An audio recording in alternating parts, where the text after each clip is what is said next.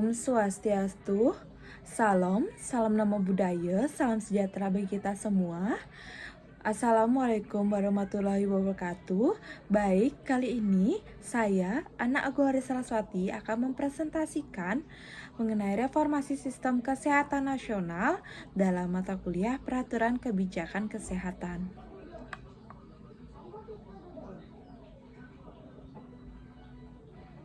Nah, sebelum kita lanjut ke pemaparan materi, izinkan saya untuk memperkenalkan diri terlebih dahulu, yakni nama saya Ana Agung Haris Saraswati dengan NIM 221011006, program studi A7 Administrasi Rumah Sakit, Fakultas Ilmu Kesehatan, Universitas Bali Internasional. Baik, selanjutnya saya lanjut dengan materi reformasi sistem kesehatan nasional. Adapun topik pembahasan kali ini yang kita akan bahas atau yang kita akan presentasikan, yakni yang pertama ada urgensi reformasi sistem kesehatan nasional.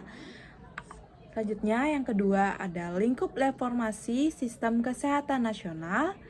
Yang ketiga ada proses penyusunan konsep reformasi sistem kesehatan nasional. Dan yang keempat ada tujuan dan milestones pencapaian reformasi sistem kesehatan nasional. Kemudian yang kelima ada area, strategi kunci, strategi pelaksanaan dan indikator reformasi sistem kesehatan nasional. Dan yang terakhir yang keenam yaitu ada kontribusi stakeholder yang diharapkan. Nah, jadi itu topik pembahasan kita dalam presentasi mengenai reformasi sistem kesehatan nasional. Selanjutnya kita lanjut, apa sih itu sistem kesehatan nasional? Nah, jadi sistem kesehatan nasional atau SKN adalah pengelolaan kesehatan yang diselenggarakan oleh semua komponen bangsa Indonesia secara terpadu dan saling mendukung guna menjamin tercapainya derajat kesehatan masyarakat yang setinggi-tingginya. Nah, jadi itu yang dapat saya jabarkan mengenai sistem kesehatan nasional. Nah, selanjutnya saya akan lanjut mengenai pembahasan materi yang pertama, yaitu mengenai urgensi reformasi sistem kesehatan nasional. Nah, urgensi reformasi sistem kesehatan nasional yakni pada pandemi COVID-19 atau COVID-19 memberikan pembelajaran dan refleksi penting bahwa sistem kesehatan nasional atau SKN kita masih cukup lemah, khususnya kemampuan pada pencegahan. Pembelajaran penanganan pada pandemi COVID-19 tersebut menjadi salah satu dasar urgensi perlunya penguatan pencegahan penyakit dan penguatan sistem kesehatan nasional. Pandemi COVID-19 menjadi titik balik dan momentum yang tepat untuk reformasi sistem kesehatan nasional. Nah, selanjutnya, beberapa pembelajaran penting atas kurangnya kapasitas respon sistem kesehatan nasional pada masa pandemi COVID-19 antara lain, yang pertama, ada pemanfaatan teknologi informasi untuk surveillance dan pemantauan protokol kesehatan masyarakat. Selanjutnya yang kedua, ada kapasitas pencegahan dan mitigasi yang ditujukan dengan kemampuan testing, tracing, tracking yang tidak cepat dan jumlahnya terbatas. Sistem surveillance penyakit belum terintegrasi dan belum berjalan real time, serta terbatasnya jumlah laboratorium standar minimal BSL-2 dan BSL-3. Nah, selanjutnya yang ketiga, ada komunikasi risiko di awal pandemi COVID-19 atau COVID-19. Nah, selanjutnya yang keempat, ada kapasitas fasilitas kesehatan yang terbatas dalam menghadapi surge capacity yang ditunjukkan dengan belum cukupnya jumlah fasilitas isolasi seperti ruang rawat inap, IGD-RS, kurangnya APBD bagi tenaga kesehatan di awal masa pandemi, kemudian manajemen kasus lemah atau tata laksana kasus sebagai panduan pelayanan kesehatan belum jelas. Dan selanjutnya yang kelima ada mekanisme mobilisasi pembiayaan kesehatan termasuk masih rendah keterlibatan pembiayaan sektor non-pemerintah. Dan yang terakhir ada masyarakat yang abai terhadap protokol kesehatan dan penolakan vaksinasi COVID-19. Nah, jadi itu beberapa pembelajaran penting atas kurangnya kapasitas respon kesehatan nasional pada masa pandemi COVID-19. Nah, selanjutnya kita lanjut. Mengapa perlu reformasi sistem kesehatan? Nah, kalian pasti bertanya-tanya, mengapa sih perlu reformasi sistem kesehatan? Di sini saya dapat jelaskan, yaitu yang pertama, pembelajaran penanganan pandemi COVID-19 menunjukkan lemahnya sistem kesehatan nasional, khususnya pada sistem keamanan dan ketahanan kesehatan, health security and resiliency. Dan yang kedua, ada sistem kesehatan nasional belum mampu merespon permasalahan kronis pembangunan kesehatan. Jadi itu alasan mengapa perlunya reformasi sistem kesehatan. Baik, selanjutnya saya lanjut. Komponen yang terdapat pada SKN berdasarkan Perpres nomor 72 tahun 2012 tentang Sistem Kesehatan Nasional dikelompokkan menjadi 7 subsistem. Antara lain yakni yang pertama ada subsistem upaya kesehatan. Nah, upaya kesehatan dilakukan dengan menghimpun seluruh potensi bangsa Indonesia sebagai ketahanan nasional. Pelaksana upaya kesehatan tersebut diantaranya pemerintah atau TNI dan Polri, pemerintah daerah provinsi atau kabupaten atau kota, dan masyarakat atau swasta melalui upaya peningkatan kesehatan, pencegahan penyakit, pengobatan, serta pemulihan kesehatan di fasilitas pelayanan kesehatan. Upaya kesehatan diselenggarakan untuk mencapai derajat kesehatan masyarakat yang setinggi-tingginya. Konsep SKN pada Perpres nomor 72 tahun 2012 memuat tentang upaya kesehatan yang terdiri dari UKM dan UKP. Nah, UKM yakni meliputi puskesmas di kecamatan, kemudian ada dinas kesehatan kabupaten atau kota, kemudian ada dinas kesehatan pusat atau provinsi. Dan selanjutnya ada UKP, yakni yang meliputi FKTP, FKTRL spesialis, dan FKTR subspesialis. Nah, selanjutnya yang kedua ada subsistem penelitian dan pengembangan kesehatan. Penyelenggaraan penelitian dan pengembangan kesehatan dikoordinasikan oleh pemerintah untuk mendapatkan data kesehatan dasar atau data kesehatan yang berbasis bukti. Pengelolaan penelitian dan pengembangan kesehatan terbagi atas penelitian dan pengembangan biomedis dan teknologi dasar kesehatan, teknologi terapan kesehatan dan epidemiologi klinik, teknologi intervensi kesehatan masyarakat, kebijakan kesehatan, serta pemberdayaan masyarakat. Nah, selanjutnya kita lanjut ke komponen yang ketiga, yakni ada subsistem pembiayaan kesehatan. Pembiayaan kesehatan yang adekuat, terintegrasi, stabil, dan berkesinambungan berperan dalam rangka mencapai tujuan pembangunan kesehatan. Pembiayaan kesehatan tersebut dapat berasal dari berbagai sumber seperti pemerintah, pemerintah daerah, swasta, organisasi masyarakat, serta masyarakat. Nah, UKM bersifat public goods dibiayai oleh negara dari pajak, sementara UKP bersifat private good dibiayai oleh atau melalui sistem asuransi kesehatan sosial. Nah, selanjutnya kita lanjut ke komponen yang keempat, yakni subsistem sumber daya manusia kesehatan SDMK. Sumber daya manusia kesehatan terdiri atas kelompok tenaga kesehatan sesuai dengan keahlian dan kualifikasi. Jumlah, jenis, dan kualitas dari SDMK tersebut harus tercukupi dan terdistribusi secara adil dan merata dalam menjamin ketersediaan, pendistribusian, dan peningkatan kualitas sumber daya manusia kesehatan. SKN berfokus pada pengembangan dan pemberdayaan SDMK yang meliputi perencanaan, kebutuhan, dan program.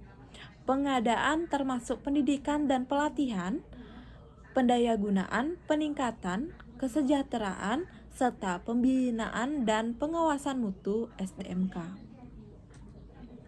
Selanjutnya kita lanjut lagi ke komponen yang kelima, yakni ada subsistem sediaan farmasi, alat kesehatan, dan makanan.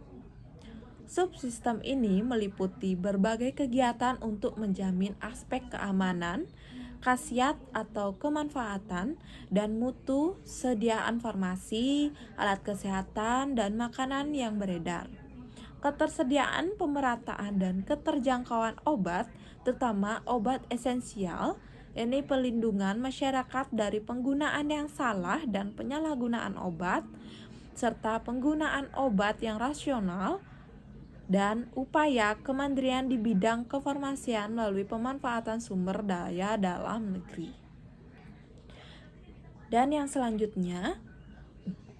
Dan komponen selanjutnya ada subsistem manajemen, informasi, dan regulasi kesehatan. Subsistem ini meliputi kebijakan kesehatan, administrasi kesehatan, hukum kesehatan, dan informasi kesehatan. Manajemen kesehatan berperan dalam koordinasi, integrasi, regulasi, sinkronisasi, dan harmonisasi berbagai subsistem SKN agar efektif, efisien, dan transparan dalam penyelenggaraan SKN. Nah, yang ketujuh dan yang terakhir ada subsistem pemberdayaan masyarakat, yakni pemberdayaan perorangan, keluarga, dan masyarakat dapat menunjang penyelenggaraan SKN yang optimal. Masyarakat termasuk swasta merupakan subjek dan pelaku yang seharusnya mampu dan mau berperan dalam pembangunan kesehatan. Nah, jadi itu yang dapat saya jelaskan mengenai 7 subsistem komponen yang terdapat pada SKN berdasarkan Perpres nomor 72 tahun 2012 tentang Sistem Kesehatan Nasional. Nah, selanjutnya kita lanjut ke pemaparan materi yang kedua atau pembahasan topik kita yang kedua, yakni mengenai lingkup reformasi sistem kesehatan nasional. Lingkup reformasi sistem kesehatan nasional. Reformasi sistem kesehatan nasional yang dikembangkan oleh Kementerian PPN atau Bappenas mengacu kepada berbagai referensi, definisi, dan lingkup. Reformasi sistem kesehatan merupakan perubahan fundamental sistem kesehatan dalam aspek kebijakan, program, maupun kegiatan yang dilakukan secara berkelanjutan. Perubahan tersebut dapat mencakup tujuan dan prioritas, kebijakan atau program atau kegiatan, hukum dan regulasi, struktur organisasi dan manajemen pelayanan kesehatan, serta sumber pembiayaan, mekanisme, dan alokasi sumber daya. Reformasi sistem kesehatan tidak hanya dapat dilakukan dengan perubahan besar atau inovasi baru, namun juga perluasan, pengembangan, perbaikan, manajemen, dan pengintegrasian dan penghapusan program atau kegiatan intervensi di dalam suatu sistem kesehatan. Nah, jadi itu yang dapat saya jelaskan sedikit penjelasan mengenai lingkup reformasi sistem kesehatan nasional. Baik, selanjutnya saya akan menjelaskan mengenai 4 kerangka kebijakan reformasi sistem kesehatan, yakni yang pertama ada sistematik, yang kedua ada terorganisir, yang ketiga ada programatik, dan yang keempat ada instrumental. Nah, yang pertama sistematik. Terdapat sistem atau kelembagaan yang mengatur regulasi atau pembiayaan dan layanan.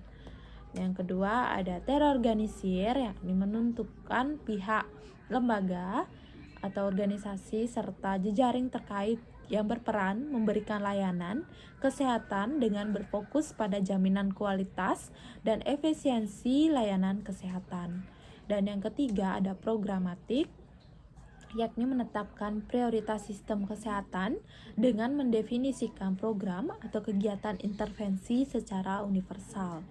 Nah, selanjutnya yang terakhir ada instrumental, yakni menciptakan atau menggunakan sebuah instrumen untuk meningkatkan kinerja sistem berbasis informasi, hasil penelitian, inovasi teknologi, dan pengembangan sumber daya manusia. Nah, jadi itu penjelasan mengenai 4 kerangka kebijakan reformasi sistem kesehatan.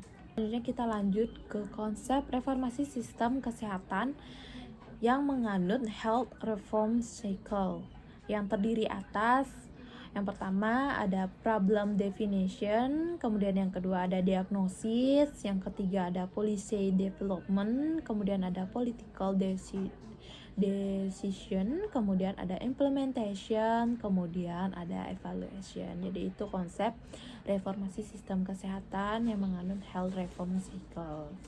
Nah, selanjutnya kita lanjut ke topik pembahasan yang ketiga, yakni mengenai proses penyusunan konsep reformasi sistem kesehatan nasional. Nah, apa sih itu proses penyusunan konsep reformasi sistem kesehatan nasional? Adapun proses penyusunan tersebut diawali dengan pertemuan tingkat menteri serta serial diskusi dengan para pakar, pemerintah pusat dan daerah, serta organisasi non-pemerintah untuk mempertajam konsep reformasi SKN yang tengah disusun.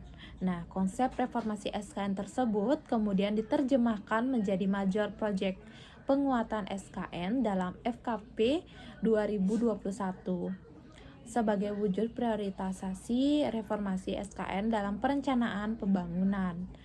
Nah, pada tahun 2021, Bappenas menyempurnakan konsep reformasi SKN yang diterjemahkan menjadi major proyek reformasi SKN dalam RKP 2022. Penyempurnaan major project reformasi SKN akan terus dilakukan berdasarkan grand design yang telah disusun di dalam buku putih reformasi sistem kesehatan nasional ini. Major project reformasi SKN diharapkannya dapat diimplementasikan di dalam RKP dan renjang K atau L lintas sektor serta perencanaan pembangunan di daerah sampai tahun 2024 sesuai dengan milestone pencapaian reformasi SKN.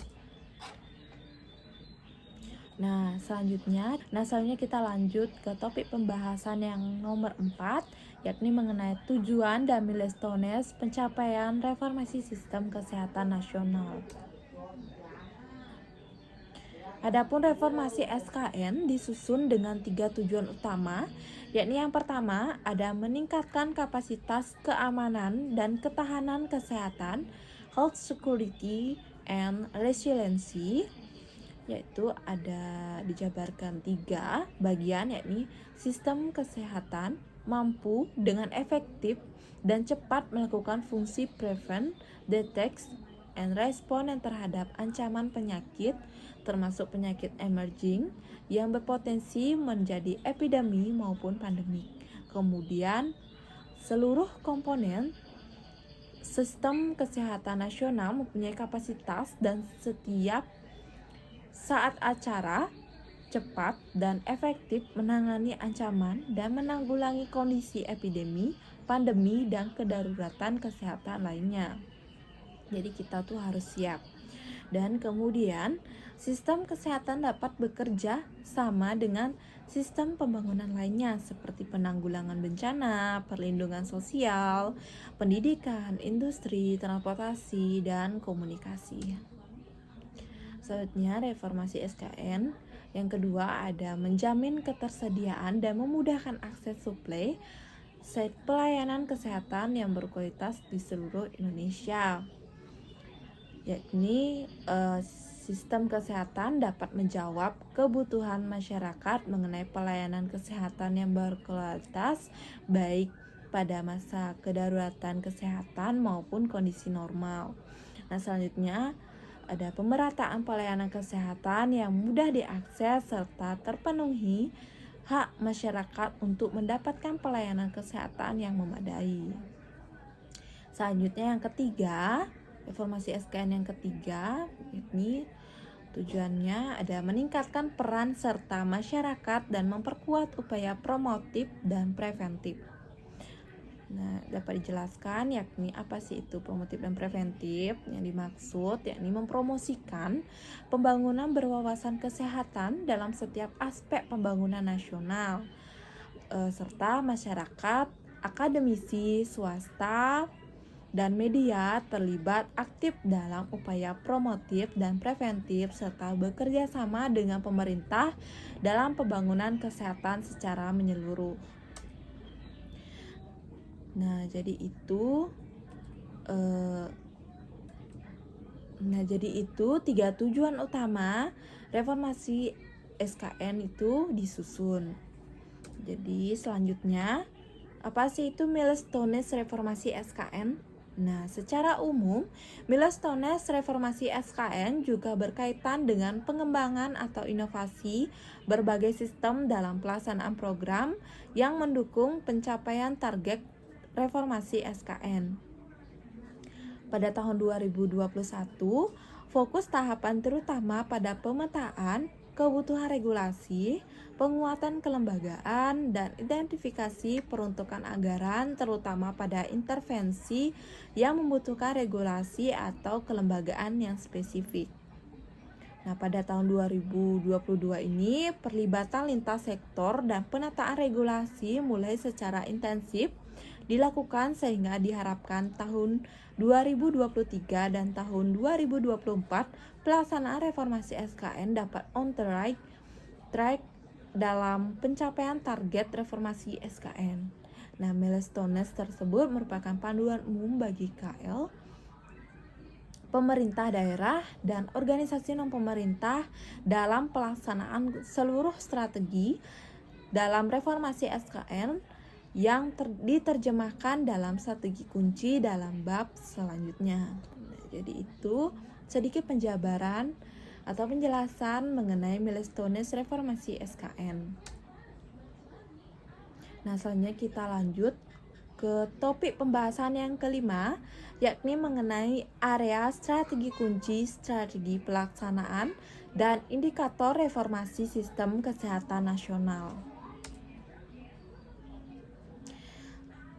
Adapun area strategi kunci, strategi pelaksanaan, dan indikator reformasi sistem kesehatan nasional, yakni reformasi sistem kesehatan nasional mengusung terbangunnya kerangka baru yang diharapkan mampu menjawab sebagian besar tantangan pembangunan kesehatan.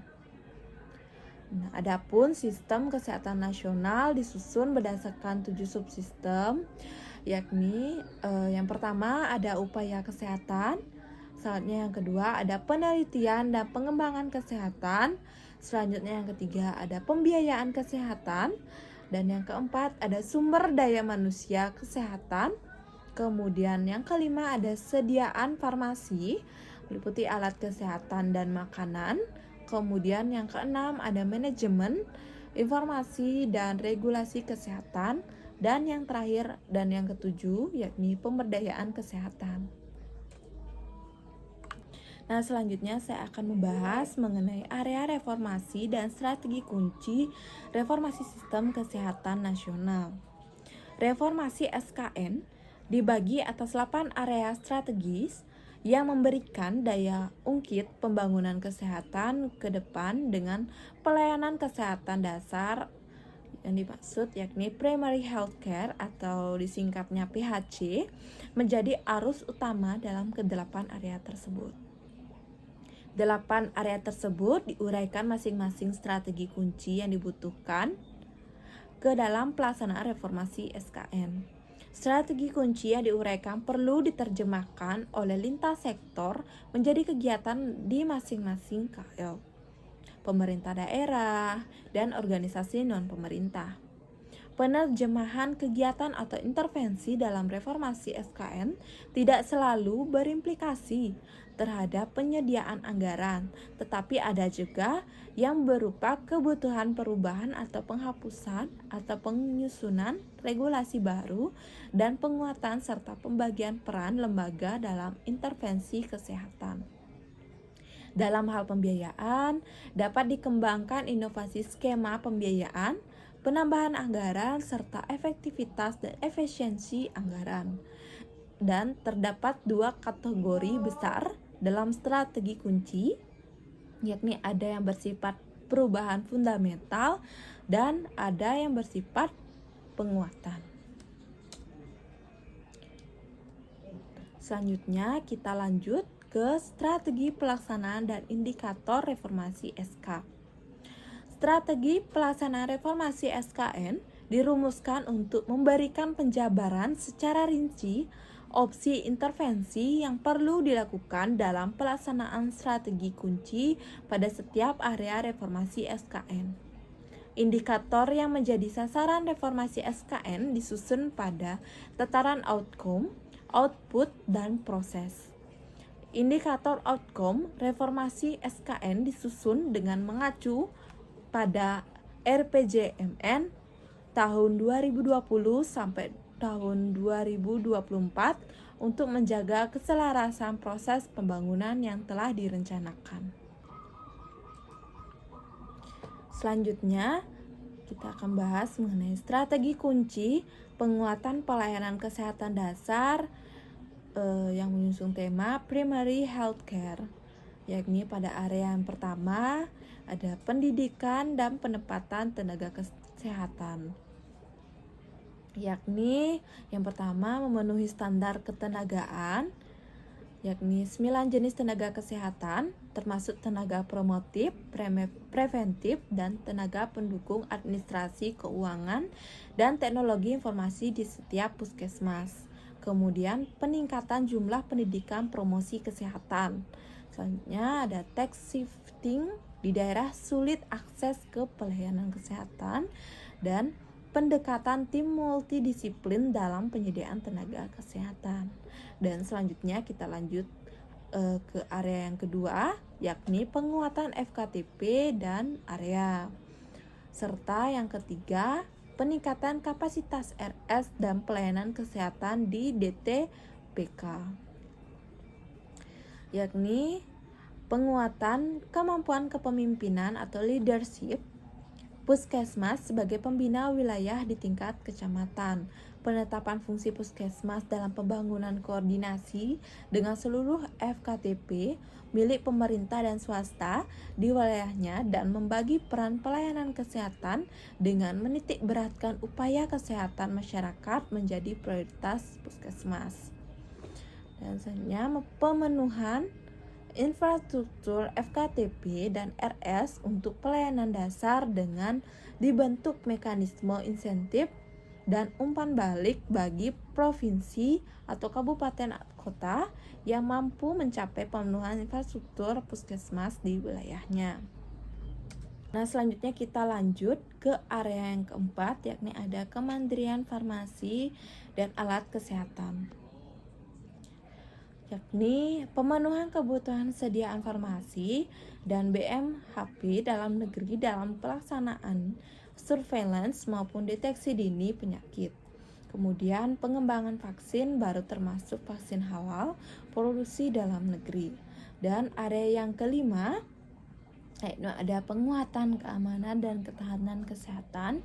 Dan yang keenam ada pengendalian penyakit dan perluasan imunisasi, yaitu yang pertama ada peningkatan kapasitas laboratorium kesehatan dalam pelaksanaan surveillance penyakit termasuk aspek kesehatan lingkungan.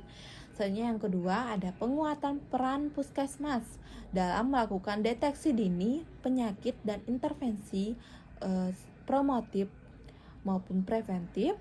Kemudian ada FKTP mampu menjadi tulang punggung dalam melakukan testing dan tracing penyakit. Kemudian ada perluasan antigen pada imunisasi dasar lengkap Kemudian ada early warning system dengan ketersediaan dan utilisasi data berkualitas. Dan yang terakhir ada perluasan deteksi dini penyakit di layanan primer. Nah, selanjutnya pada area yang ketujuh, yakni ada inovasi pembiayaan kesehatan, yaitu ada pengembangan skema insentif berbasis kinerja bagi puskesmas, terutama untuk fungsi promotif dan preventif, serta pengembangan insentif khusus agar sektor swasta berminat menyediakan pelayanan kesehatan dasar. Kemudian ada komitmen pembiayaan pelayanan kesehatan dasar setidaknya sebesar 0,5% GDP, yakni standar WHO sebesar 1% GDP. Dan pada area yang ke-8, yakni ada digitalisasi dan pemberdayaan masyarakat, yaitu ada integrasi sistem informasi layanan kesehatan dasar di FKTP publik dan swasta. Kemudian ada pengembangan insentif untuk memberdayakan organisasi kemasyarakatan dan masyarakat untuk mendukung layanan kesehatan masyarakat yang belum terjangkau oleh pemerintah, upaya 3T, upaya promosi kesehatan dan layanan esensial. Dan revitalisasi upaya kesehatan yang berbasis masyarakat dengan meningkatkan minat partisipasi kadar kesehatan. Nah, jadi itu strategi kunci penguatan pelayanan kesehatan dasar yang menganut sistem primary healthcare.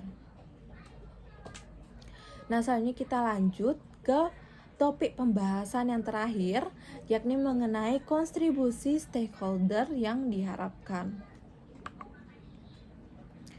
Adapun kontribusi KL pusat, yakni dalam pengembangan konsep reformasi sistem kesehatan nasional, Kementerian PPN atau Bappenas telah melakukan serangkaian pertemuan lintas KL untuk memperoleh masukan lintas sektor dalam rangka mengidentifikasi serta menajamkan peran lintas sektor yang diperlukan untuk reformasi SKN ke depan.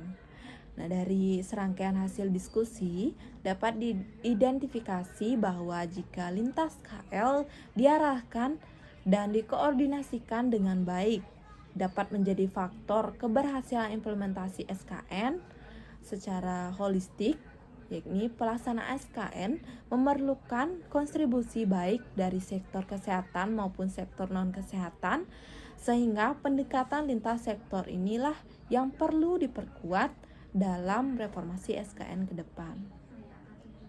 Nah, jadi dari kriteria tersebut telah dipetakan berbagai instansi KL maupun non-KL yang mendukung reformasi SKN, yakni dapat dijabarkan sebagai berikut, yakni yang pertama ada instansi yang memiliki tugas dan fungsi di bidang kesehatan, diantaranya ada Kemenkes, penyediaan fasilitas kesehatan, kemudian ada penyediaan tenaga kesehatan dari Kemendikbudristek dan penyediaan komoditas kesehatan seperti obat, vaksin, dan alat kesehatan BUMN dan pembiayaan kesehatan oleh BPJS Kesehatan. Nah, selanjutnya yang kedua ada instansi penunjang pada umumnya mendukung fungsi kesehatan seperti penyediaan sarpras pendukung, kemudian ada regulator terkait tenaga kesehatan, kemudian ada pelaksanaan riset kesehatan, kemudian ada regulator komoditas kesehatan seperti BPOM atau Kemenprin, dan fungsi pendukung lainnya. Dan yang ketiga ada instansi koordinator. Instansi koordinator berperan dalam koordinasi dan sinkronisasi perencanaan dan penganggaran seluruh aktivitas reformasi SKN di tingkat pusat dan daerah seperti Bappenas, Kemenka, Kemendagri, dan Kemendes PDTT. Nah, jadi Itu dia kontribusi KL pusat. Nah, selanjutnya kita lanjut ke kontribusi pemerintah, daerah, dan sektor non-pemerintah. Dalam tataran perencanaan dan penganggaran, perlibatan lintas sektor baru pada tingkat pusat dan belum dilakukan pemetaan di tingkat daerah dan sektor non-pemerintah. Tantangan terbesar dalam pelaksanaan reformasi ini adalah masih belum terintegrasinya sistem perencanaan dan penganggaran pemerintah antara belanja pemerintah pusat dengan dana transfer seperti DAK dan belanja pemerintah daerah yang menjamin adanya integrasi dalam mencapai tujuan yang sama dalam penganggaran, sehingga perlu dikoordinasikan secara intensif lintas sektor dan penyamaan persepsi dengan Pemda. Nah, selain itu, belum luasnya perlibatan non-pemerintah atau sektor swasta dalam pelaksanaan program-program pemerintah, terutama karena belum adanya mekanisme yang jelas dan belum adanya fund channeling dari pemerintah ke lembaga non-pemerintah. Nah, jadi selain itu, terdapat beberapa isu yang masih menjadi tantangan dalam pelaksanaan reformasi sistem kesehatan di Indonesia, yakni antara lain ada desentralisasi dan kapasitas sistem kesehatan yang berbeda-beda di masing-masing daerah. Kemudian pemerintah daerah sebagai ujung tombak level pemerintah dalam penyediaan layanan masyarakat memiliki peran penting di seluruh area reformasi sistem kesehatan, terutama dalam memastikan penerjemahan setiap strategi nasional dalam konteks pelayanan di tingkat lapangan. Meliputi di tingkat daerah, sistem kesehatan daerah pada prinsipnya adalah penerjemahan SKN yang disesuaikan dengan kondisi dan kapasitas sistem kesehatan di daerah.